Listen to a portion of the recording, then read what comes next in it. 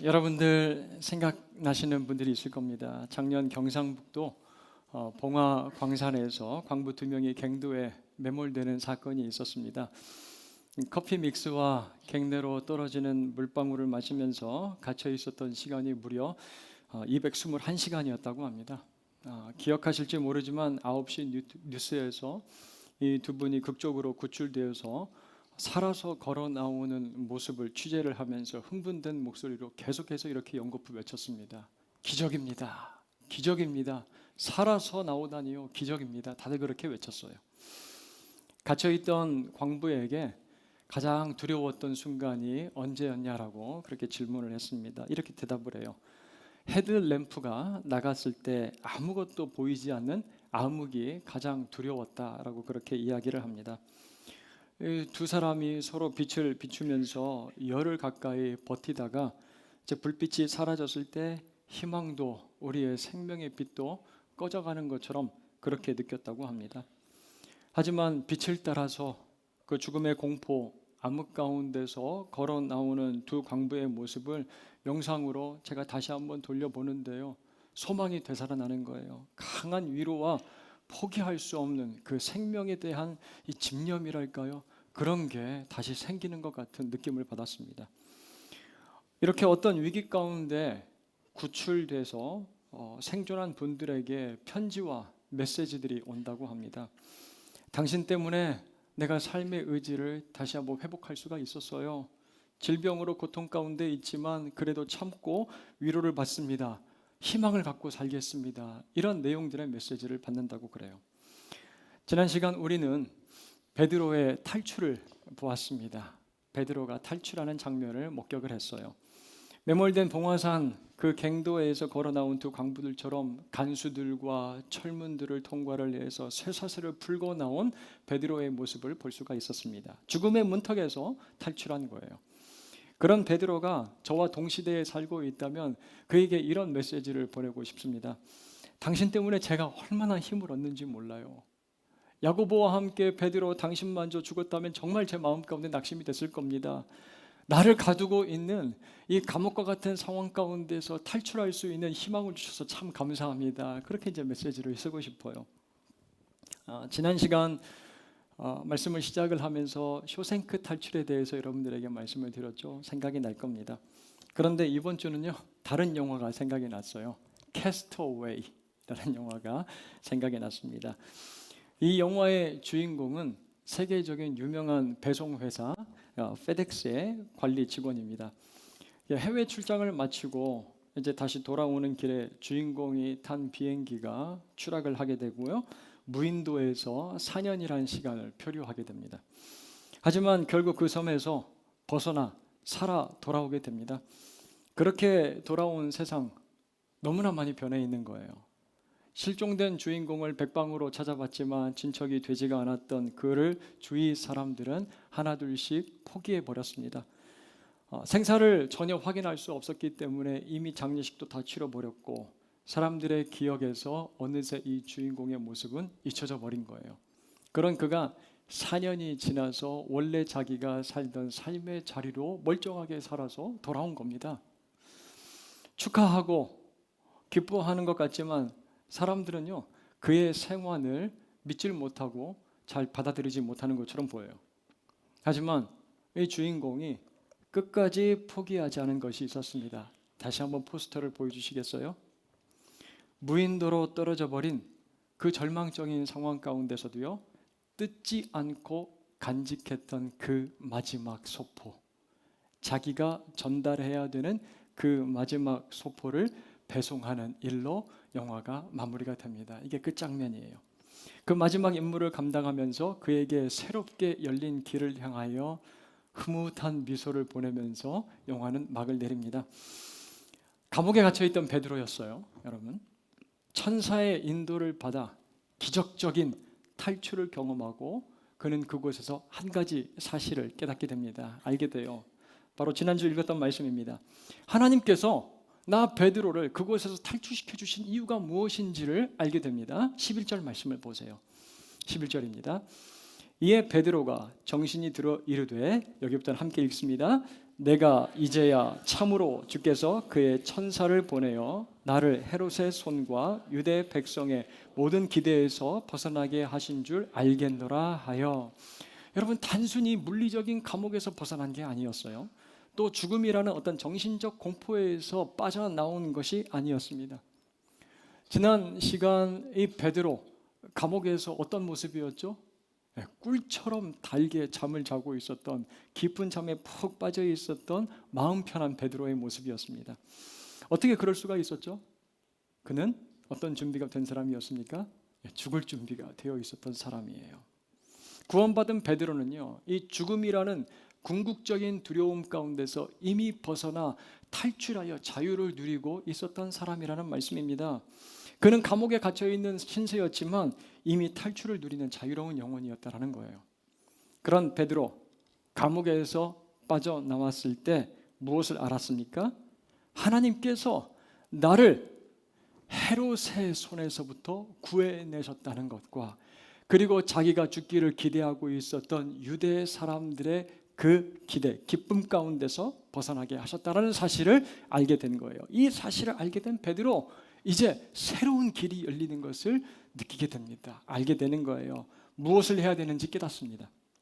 사랑하는 여러분, 우리가 예수를 믿고요, 내 삶 가운데 여러 가지 변화들이 찾아왔다는 것, 여러분들 경험해 보셨을 거예요. 베드로처럼 극적인 탈출을 경험해 본 분들이 분명히 있을 겁니다. 예수를 믿고 그리고 구원의 확신 가운데 찾아온 변화들, 내 삶 가운데 찾아온 평강, 기적을 경험하기도 하고, 참 어려운 문제와 힘든 상황들 가운데서도 주님께서 주시는 힘으로 다시 한번 일어나는 유혹 앞에서 담대해진 모습들, 나를 옥죄고 있었던 여러 감옥 가운데서 탈출한 내 자신의 모습이 보일 때가 있어요. 그때 여러분, 우리는 분명히 한 가지 사실을 기억하고 깨닫고 알아야 합니다. 하나님께서 우리의 삶을 붙들고 계신다는 사실이에요. 우리 하나님은 우리의 인생에서 한순간도 떠나지 않고 우리의 삶에서 동행하시며 우리의 삶을 인도하고 계신다는 사실입니다. 그곳에서 날 건지시는 분이 우리 하나님이라는 사실이에요. 자, 그걸 알았다면 이제 우리는 어떻게 살아야 하겠습니까? 잠잠할 수 없는 거예요. 소리를 내야죠. 그냥 가만히 있을 수가 없습니다. 하나님께서 내 인생 가운데 행하신 그 놀라운 일에 대하여 선포하고 외치면서 살아야 됩니다. 오늘 본문에서 우리는 이런 모습을 보게 되는 겁니다. 오늘 말씀은 먼저 하나님께서 우리의 삶 가운데 행하신 그 놀라운 일을 외치고 선포하기 위해서 어떤 준비가 되어야 하는지 보여주고 있습니다. 바로 하나님께서 우리의 기도에 응답하신다는 사실을 믿는 것입니다. 하나님께서 우리의 기도에 응답하신다는 사실을 믿는 거예요. 여러분, 12절 말씀을 가서 보면요, 깨닫고 라는 단어로 시작을 하고 있습니다. 자, 베드로 자신이 지금 왜 탈출을 했는지 그 이유를 깨달았다는 거예요. 이 쌀쌀한 밤바람에 고개를 좌우로 흔들고 이제 정신을 차리고 각성한 이 베드로, 어디를 향하여 길을 걸어가기 시작합니다. 그곳이 어디입니까? 마가라 하는 요한의 어머니 마리아의 집이라고 되어 있어요. 당시 예루살렘 교회는요, 굉장히 큰 대형 교회였습니다. 사람들이 많이 모여들었다 그러고 그렇게 기록이 되어 있죠. 3,000명에서 5,000명이나 되는 그 많은 숫자가 모여서 함께 공동체를 이루었습니다. 그런데요, 한 건물에서 그 많은 숫자가 다 모일 수가 없었습니다. 그래서 여러 가정교회들로 나뉘어서 함께 모여서 예배를 드리고 교제를 한 거예요. 그중 하나가 마리아의 집이고, 바로 그곳이 베드로가 지도자로 있었던 그 장소, 집이라는 말씀이에요. 우리도 이제 순 그룹으로 저희들이 목양 그룹을 재개편을 하고 이제 순으로 이제 모이게 되는데요. 함께 모이는 순이 마리아의 집, 그리고 그 마리아의 집에서 모이게 되는 순의 순장이 베드로라고 이해를 하면 더 쉽게 이해를 할 수가 있을 것 같아요. 자, 그렇게 찾아간 곳 12절은 마치 송파구 도곡로 62길-20일 어디입니까? 세한교회예요. 우리가 지금 있는 자리입니다. 이렇게 아주 자세하게 주소를 가르쳐 주듯이 우리에게 보여주고 있어요. 마가, 요한, 그의 어머니 마리아의 집. 그런데 여러분, 마가 요한하면 어떠한 사건이 떠오르십니까? 기억나는 사건이 하나가 있죠. 성경학자들은 이곳에서 예수님께서 십자가에 달려 죽으시기 전날 밤 제자들과 함께 유월절 만찬을 나눈 것이 바로 이 장소였다라고 그렇게 추측하고 이야기를 합니다. 그리고 마가의 이 다락방에서 어떤 일이 또 일어났었죠? 오순절 성령을 기다리면서 기도할 때 그들 위에 성령이 임하신 오순절 성령 강림의 사건이 이곳에서 또한 일어났었습니다. 탈출한 베드로, 오순절 성령이 임하신 장소 그곳을 향하여 지금 걸어가고 있는 거예요. 탈출하자마자 방향을 맞추고 가장 먼저 가고 있는 곳이 어디예요? 마가의 다락방입니다. 그리고 베드로가 도착했을 때 그곳에 모여 있는 사람들이 지금 뭐 하고 있어요? 여러 사람이 거기에 모여 기도하고 있더라라고 합니다. 오순절 이 성령이 오시길 간절히 기다리면서 기도했던 그러한 모습 재현되는 것처럼 보여요. 함께 마음을 모아서 기도합니다. 자, 그 문 앞에 서서 베드로가 문을 두드리기 시작하는 거예요. 쿵쿵쿵, 쿵쿵쿵 문을 두드립니다. 그리고 그 문을 두드리는 소리에 사람들이 누군지 확인하려고 로데라는 작은 여자아이를 내려보내요. 누구세요? 그렇게 묻는 소리에 문 바깥에서 목소리가 들려오는데 너무나 익숙하지만 너무나 또 뜻밖의 목소리가 들려옵니다. 어떤 목소리예요? 나 베드로야. 나 베드로야. 어저께 연습 되게 많이 했는데. 나 베드로야. 딱 이렇게 이제 대답을 하는 거예요. 여러분 그 장면이 14절 말씀이에요. 12장 14절 보세요. 베드로의 음성인 줄 알고 기뻐하여 문을 미처 열지 못하고 달려 들어가 말하되 베드로가 대문 밖에 섰더라 라고 되어 있습니다. 로데, 이 여자아이가 베드로의 목소리를 듣고 나서 너무나 흥분한 나머지 문을 열어주는 걸 미처 기억을 하지 못한 것 같아요. 기뻐 어쩔 줄 몰라서 어떻게 합니까?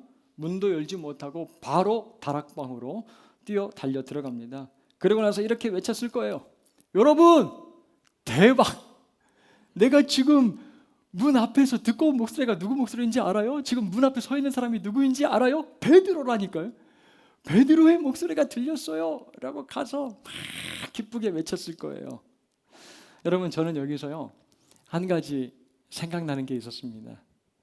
우리 좋은 소식이나 누군가 반가운 음성을 들으면 어떻게 합니까?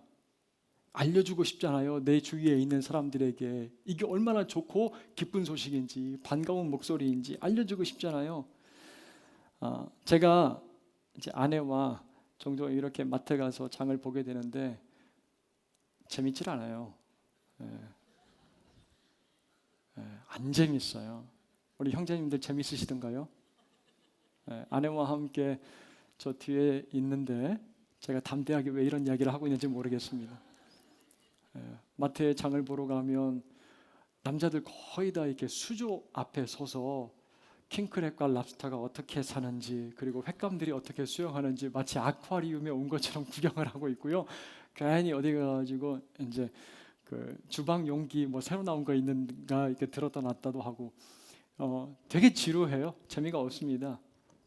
그런데 설레일 때가 한 번씩 있어요. 이 사실은 정말 알려주고 싶은데 귀에 딱 이런 소리가 들려올 때입니다. 반값 할인입니다. 떡갈비가 2팩에 10,000원, 만두가 10개에 10,000원, 닭강정을 한 팩에 10,000원 모십니다. 이 소리가 들리면 너무너무 기뻐서 누구에게 달려가요? 아내에게 달려갑니다. 여보, 내가 진짜 기쁨의 소식을 듣고 내가 달려왔어. 이걸 사지 않으면 안 될 것 같습니다. 막 이렇게 얘기하면서 흥분돼가지고 막 이야기를 해요. 대박 찬스라고. 여러분, 로데 지금 알려주고 싶은 거예요. 무엇을요? 지금 문 앞에 베드로가 서 있다고.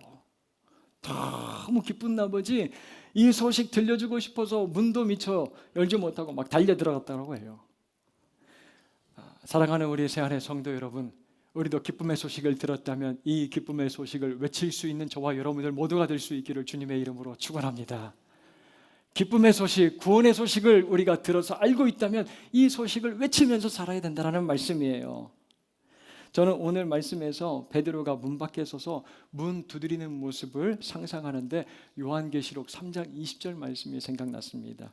요한계시록 3장 20절 말씀을 같이 읽어보겠습니다. 볼지어다 내가 문 밖에 서서 두드리노니 내가 그에게로 들어가 그와 더불어 먹고 그는 나와 더불어 먹으리라. 누구든지 우리 주님께서 그의 마음의 문을 두드리고 그리고 그 문을 열기만 하면 그 예수님께서 우리 안으로 들어오신다고 그럽니다. 그 안에 들어오셔서 우리와 함께 먹고 마시며 같이 지낸다고 말씀을 하세요. 그 좋은 소식, 그 소식을 알고 있다면 우리 주위에 있는 사람들에게 가서 이야기를 들려줘야 될 거 아니에요. 우리 예수님께서 나의 마음, 당신의 마음의 문을 두드리고 계십니다. 마음 문에 열기만 하면 우리 주님께서 당신 안에 들어가 당신의 주인 되신다고 말씀을 하세요. 이 소식, 이 목소리 들으셨으면 좋겠어요. 주님께서 당신의 마음의 문을 두드리고 계십니다. 사랑하는 우리 새한해 믿음의 지체 여러분들, 복음의 소식을 들었을 때 기쁨으로 반응할 수 있게 되기를 간절히 소원합니다. 그리고 그 소식, 우리를 향하여 문을 두드리시는 주님을 전하기 위하여 달려갈 수 있는 저와 여러분들 모두가 되길 주님의 이름으로 축원합니다. 여러분, 베드로가 문 밖에 서 있다니까요. 지금 똑똑히 제가 베드로의 음성을 듣고 지금 달려왔어요. 외치는 로데의 말을 들은 사람들 어떻게 지금 반응을 하고 있습니까? 15절 가서 보세요. 15절 함께 읽겠습니다. 그들이 말하되 네가 미쳤다 하나 여자아이는 힘써 말하되 참말이라 하니 그들이 말하되 그러면 그의 천사라 하더라. 로데가요 너무나 기쁜 소식을 흥분에 막 휩싸여 가지고 전했는데 사람들에게 오히려 듣는 소리가 무엇입니까?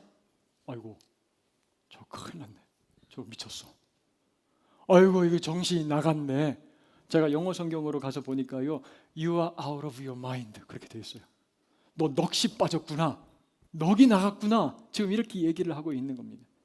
하지만 로데는요 중꺾나, 중요한 건 꺾이지 않는 마음, 꺾이지 않는 마음으로 어떻게 이야기를 합니까? 참말이라, 참말이라.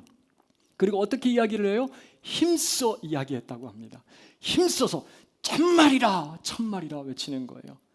여기서 이 힘써라는 단어는요 확고하다, 단호하다, 꿈쩍이지 않다, 요지부동 그런 뜻을 가지고 있어요. 로데가 물러서지 않고 그 자리에 견고하게 버티고 서서 얘기했다는 거예요. 외쳤습니다. 참말이라, 참말이라 라고요. 여러분, 이 당시에서 가장 약자로 여겨졌던 계층이 바로 여자와 아이들이었습니다. 그들이 하는 말은 증거로 채택되지도 않았어요. 무시당하기 일쑤였습니다. 그런데 로데는 누구예요? 여자아이예요. 여자아이.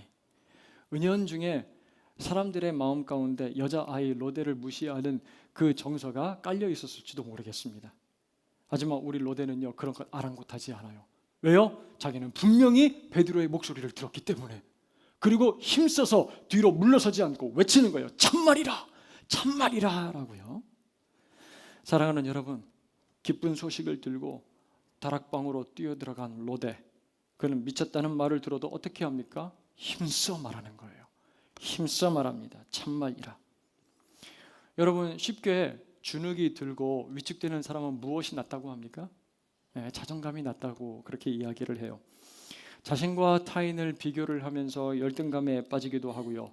죄책감에 사로잡혀서 혹시라도 자기가 어떤 실수를 저지를지 몰라서 무능한 사람이라고 쉽게 판단을 해버리고 뒤로 물러선다고 합니다. 그런 사람들은 분명한 사실 그리고 진실 앞에서도요 당당하게 주장하거나 이야기를 하지 못해요. 자신 있게 말하지 못합니다. 우리 그리스도인들도요 때로는 일반 사회 세속 문화 가운데서 내 자신이 이거 로데 아닌가라는 생각을 할 때가 있어요. 야, 지금 우주선을 타고 저 달나라까지 여행을 갔다 오는 이 시대에 무슨 신화와 같은 성경을 믿고 종교에 빠져 살아가? 기독교 뻔하지. 독선적이고 그 비지성주의에 빠진 편협한 사람들 그들 무리 아니야. 또 스스로 이렇게 생각하기도 합니다. 사회적 신분, 학력이나 재력, 뭘 봐도 내가 예수와 그리스도의 복음에 대해서 이야기할 때 미쳤냐? 비웃음거리나 되지 않으면 다행이지. 아유, 내가 살아가는 모습은 로데와 같은데, 그렇게 자기 자신을 판단하고 선입견을 가지고 자기 거울에 비친 모습을 들여다볼 때가 있어요. 내가 로데지 뭐. 하지만 여러분, 베드로의 소리를 분명히 들었다면 누구에게나 우리는 달려가야 됩니다. 꺾이지 않는 마음 중심을 가지고 달려가서 뭐라고 외쳐야 되는 거예요? 참말이라, 참말로, 참말이야 라고 외쳐야 됩니다. 제가 얼마 전 여러분들에게 소개를 했었죠. 해가 넘어가고 어둑어둑해지면 철산동 로데오 거리 한복판에서 찬양 소리가 들려오기 시작합니다. 그렇게 버스킹 예배를 시작을 하면서 이렇게 자신을 소개하는 지체가 있어요. 뭐라고 소개하냐면, 안녕하세요, 저는 예수 믿는 청년입니다. 이제 막 20대가 조금 넘은 옛때 보이는 자매 청년이 거기에서 예배를 드리기 시작을 해요. 세상 앞에서 자기가 누구인지를 당당하게 이야기하는 이 청년 자매의 모습, 로데처럼 보이는 거예요. 그리고 로데 같은 자매가 찬양 인도도 어디에서 하고 있어요? 로데오 거리에서 하더라고요. 야, 참 대단하다. 로데가 로데오 거리에서 찬양 인도를 하고 있다니. 여러분, 우리는 누구에게서 인정받고 사랑받고 있는 사람입니까? 세상 사람들, 세상의 문화, 세상의 가치의 기준에 따라서 사랑받고 인정받나요? 아니에요. 우리는 하나님께 사랑받고 인정받는 존귀한 자녀들입니다. 그렇다면 물러서지 않아야 돼요. 당당해야 돼요. 그 앞에 서서 외쳐야 됩니다. 힘써서 외쳐야 돼요. 우리가 믿고 살아가는 그 진리, 복음, 그리고 살아계신 하나님에 대해서 우리는 참말이야 라고 외치면서 살아가야 되는 사람들이라는 사실이에요. 사랑하는 여러분, 우리가 믿는 복음, 그리고 날 변화시킨 살아계신 예수 그리스도에 대해서 로데와 같이 힘써 참말이야 라고 외칠 수 있는 저와 여러분들 모두가 되길 주님의 이름으로 축원합니다. 미쳤다고 헛소리 하지 말라고 그런 빈정거리는 소리를 들을 때 있을지도 몰라요. 하지만 내 모습이, 내 형편이 지금 어떠하든지 살아계신 하나님, 나를 변화시켜 주신 그 분명하신 예수 그리스도의 십자가를 이야기하는 일에는 물러서지 않고 당당하게 참말이야 라고 이야기할 수 있는 저와 여러분 모두가 될 수 있기를 주님의 이름으로 다시 한번 도전하며 축원합니다. 이제 장면이 바뀌어요. 다락방 안에서, 야, 너 미친 거 아니야? 너 내일이라도 당장 정신과에 가봐야 되겠다. 넋이 나갔어. 아니에요. 내가 분명히 베드로의 목소리를 들었다니까요. 막 실랑이가 오가는 동안에 잊혀져 있는 사람이 한 명 있습니다. 누구예요? 16절 보세요. 베드로가 문 두드리기를 멈추지 않고 있습니다. 저는 왜 이렇게 베드로랑 어떤 장면이 엮이면 재밌는지 몰라요. 지난주에 이어서 이 장면 상상하는데 얼마나 재밌는지, 이게 웃음이 멈춰지지가 않는 거예요. 베드로 성미가 급합니다. 방금 탈출할 때만 해도 야, 간수들의 삼엄한 경비를 뚫고 자동문으로 이 쇠문이 열리고 자기에게 묶여 있었던 쇠사슬도 풀어지고, 그런데 정작 자기가 담임하고 있는 교회 정문 앞에 딱 서 있는데 그 문은 안 열려요. 막 문을 두드립니다. 철문도 자동으로, 자기가 담임하고 있는 목회 교회의 문은 열리지 않아요. 분명히 그 문 앞에까지 누가 왔었던 것 같은데 조용합니다. 베드로, 아유, 왜 이거 문 안 열어주는 거야? 답답해가지고 계속 문을 두드리면서 나 베드로라고, 나 베드로라고 그렇게 막 외쳤을 거예요. 그 소리에 사람들이 문을 엽니다. 그리고 그곳에 서 있는 베드로를 보고 어떻게 반응해요? 깜짝 놀라요. 여기서 놀라다라는 이 단어의 의미를 찾아보니까 어쩔 줄 모르다, 충격을 받다, 당황하다, 정신이 나가다입니다. 사람들 왜 이렇게 반응을 했는지 정확하게 알 수는 없어요. 우리가 기도하던 내용이 이렇게 빨리 이루어진다고? 아니, 우리 눈앞에 서 있는 이 사람이 베드로 정말 맞아? 놀랐을지도 몰라요. 하지만 분명한 건요, 자신의 기도가, 그들의 기도가 이렇게까지 응답될 줄 기대하지 못하고 있었던 것 같아요. 이 정도로 하나님이 응답하신다고? 방금 전까지만 해도요, 로데에게 뭐라고 이야기했습니까? 야, 너 미쳤구나, 정신 나갔구나 이야기하던 사람들이 베드로를 보고 나서 어떻게 해요? 정신 나간 사람처럼 그렇게 기뻐하면서 이야기를 하고 있어요. 아니, 우리가 기도는 했지만 내일 아침 다 같이 사형장으로 당신을 만나러 가야 되는지 고민하고 있었습니다. 아니, 감옥에서는 어떻게 탈출하셨대요? 아니, 도대체 무슨 일이 있었습니까? 물어보기가 바빠요. 그때 베드로 손짓합니다. 쉿. 진정들 하십시오. 쉿.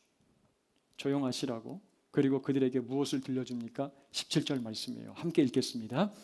베드로가 그들에게 손짓하여 조용하게 하고 주께서 자기를 이끌어 옥에서 나오게 하던 일을 말하고 또 야고보와 형제들에게 이 말을 전하라 하고 떠나 다른 곳으로 가니라.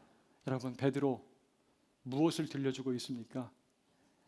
야, 얼마나 짜릿했는지 몰라. 그 문을 탁 열고 나오는데 간수가 말이야 자고 있는데 혹시라도 깰까봐, 야, 어떻게 그 문이 쫙 자동으로 와, 이런 무용담에 대해서 이야기를 하고 있나요? 아니에요. 주님께서 자기를 어떻게 그 감옥에서 이끌어내셨는지 이야기합니다. 그리고 그 말을 야고보와 다른 형제들에게 전해줘라 라고 부탁을 하고 있어요. 저는 이 본문에 대해서요, 많은 설교를 들었습니다. 다양한 목사님들이 이 본문을 가지고 설교를 하시더라고요. 그때마다 저는 되게 죄송했습니다. 항상 혼났거든요. 꾸중 듣는 느낌이었습니다. 아니, 기도하면서 믿지 못하고 기도하면 어떻게 합니까? 이제 그런 이야기도 들었고, 기도한 대로 믿으라고. 그리고 로데에게 미쳤다고 이야기한 사람들처럼 그렇게 기도하면 안 된다고, 그런 이야기를 들었어요. 그런데 생각을 해보니까 만약 제가 그 방에 있었다면 저도 똑같이 놀라서 그렇게 반응했을 것 같다라는 생각이 들어요. 정말 제가 기도한 대로 기적이 일어나면 깜짝 놀랄 것 같은 거예요. 사랑하는 여러분, 우리가 하나님 앞에 간절히 무언가를 올려드리면서 기도할 때 그 기도의 응답이 찾아옵니다. 그때 우리는 놀랄 수 있어요. 기대한 것보다 더 뛰어나게, 그 기대한 것보다 초월하여 하나님의 계획이 이루어지기 때문에 우리는 놀랄 수가 있어요. 흥분도 하고요, 놀라운 기쁨, 황홀경에 빠질 때가 있어요. 주님, 이건 내가 기도했던 그러한 응답이 아닌 것 같은데요, 손사래를 칠 때도 있습니다. 하지만 우리는 베드로의 손짓을 잘 봐야 돼요. 쉿, 조용히 하십시오. 진정하세요. 흥분하지 마십시오. 여러분, 지금은 기뻐서 막 크게 이야기할 때도 아니고 실망할 때도 합니다. 조용히 하세요. 그리고 베드로 이렇게 이야기를 합니다. 여러분, 제 말에 귀를 기울이십시오. 제가 여러분 앞에 서 있는 이 기적은 누가 하신 것입니까? 하나님이 하셨습니다. 하나님이 나를 탈출시키셨습니다. 그리고 이 소식을 다른 사람들에게도 전해 주십시오. 부탁을 하고 있는 거예요. 그리고 탈출에 성공한 베드로, 이 두 가지 말을 남기고 사라집니다. 이제 사도행전 12장까지 대단의 막을 내리고 베드로가 지금까지 행했던 사역들은 일단락되고 이후부터 바울이 활동하기 시작해요. 베드로는 이제 12장을 통해서 사라지는 모습처럼 보여집니다. 그리고 야고보와 베드로까지도 죽이려고 했던 헤롯 왕의 최후는 어떻게 됩니까? 자기를 신격화해요. 그 목소리를 들이고, 야, 신과 같은 목소리다 라고 이야기를 들을 때 자기가 다 그 영광을 취합니다. 23절 가서 보니까 교만함에 빠져 있어요. 그는 결국 하나님의 심판을 받아서 비참한 최후를 맞이하게 됩니다. 벌레에게 먹혀 죽는 신세가 돼요. 이 사건을 소개하고 12장은 마무리가 됩니다. 여러분, 사람들은 뭘 경험했습니까? 이 사건들을 통해서 나의 기도하는 것보다 더욱 응답하시는 능력이 많으신 하나님을 경험한 거예요. 자기들의 생각보다 더 큰 뜻을 이루어 가시는 하나님의 역사를 경험합니다. 그리고 이제 그리스도인들은 세상을 향하여 외치는 자들로 살아가요. 참말이라, 참말이라, 하나님께서 살아계신다. 하나님의 말씀과 계획은 이루어진다. 참말이라 외치며 살아가요. 기도하면서도, 야, 이제 내일 아침 야고보와 같이 베드로도 죽을 텐데 어떡하지? 슬퍼하고 걱정하는 이들 앞에 베드로를 살린 채 세워주신 분이 누구십니까? 하나님이세요. 이스라엘을 다스리는 것처럼 보이는 권모술수와 정치에 강했던 그 헤롯을 심판하시고 죽이신 분은 누구십니까? 그의 손보다 크신 손을 가지고 계시는 하나님이세요. 이 모든 일을 통하여 세상을 다스리고 계심을 드러내신 하나님, 역사를 주관하신 하나님, 모든 사람이 보고 깨닫게 된 거예요, 여러분. 그때 24절 함께 읽겠습니다. 어떠한 일이 일어나는지 같이 읽습니다. 하나님의 말씀은 흥왕하여 더하더라. 아멘. 사진을 한번 보여주시죠. 이번 성경학교 사진들이에요. 우리 자녀들 모습 빨리 한번 쭉 보여주세요. 아이고 예쁘다. 병아리 같이 기도도 하고 아빠 품에 꼭 안겨 있기도 하고 얼마나 집중하면서 말씀도 듣고 기도했는지 몰라요. 제가 이번 여름 사역들, 여름 성경학교 수련회를 마치고 참 기쁜 마음, 감사한 마음이 있습니다. 왜냐하면요, 우리 자녀들 그리고 부모님들로부터 들려오는 소리들이 있기 때문에 그래요. 어떤 아이는 엄마한테 이렇게 얘기했다고 그래요. 여름 성경학교 1년에 한 번밖에 안 하는 거야? 이런 거 좀 자주 좀 하지. 이런 이야기를 들었다고 우리 교육부 전도사님들, 우리 목사님들 내년부터는 조금 덜 좀 열심히 해야 되겠다 이런 마음 갖는 분은 한 분도 안 계실 겁니다. 열심히. 그리고 이런 이제 아이들 보면요, 나중에 자라서 꼭 우리 교회 교역자가 됐으면 좋겠다. 전도사로 이제 지원하면 제가 쓰려고 생각을 해요. 이런 얘기 듣는데 얼마나 기분이 좋아야죠. 성경학교 끝나는 날 집에 돌아가는데 그 돌아가는 게 서운해가지고 입이 대빨만하게 나와가지고 교회에 조금 더 놀다 가면 안 돼요. 교회에 조금 더 있고 싶어요. 그렇게 이야기하는 아이 모습도 있고, 이번 수련회에서 은혜를 받았는지 맨날 가요만 듣던 아이가 목사님 CCM을 듣기 시작했어요. 복음 성가를 들어요. 참 기이한 일이죠. 그리고 수련회가 마치고 난 다음 그 주일날 금요일날 저녁 기도회에 엄마한테 같이 가고 싶다고 기도하러, 이런 이야기도 했다고 하고요. 어떤 아이는 이번 여름 수련회 가서 오열했어요. 우리 주님 너무 사랑하는 마음이 막 마음 가운데서 뜨거워져서 오열했다고 그렇게 얘기를 해요. 제 딸아이가 뭐 그렇게 울게 많았는지 그렇게 오열을. 우리 청년부도요, 예전엔 그랬는지 모르겠지만 정말 뜨겁게 주님 만나고 막 찬양하면서, 제가 어저께 동영상 좀 보내려고 그래가지고 제가 바로 이제 어저께 긴급하게 제가 입수를 했습니다. 그 여러분 동영상 한번 보여주시죠.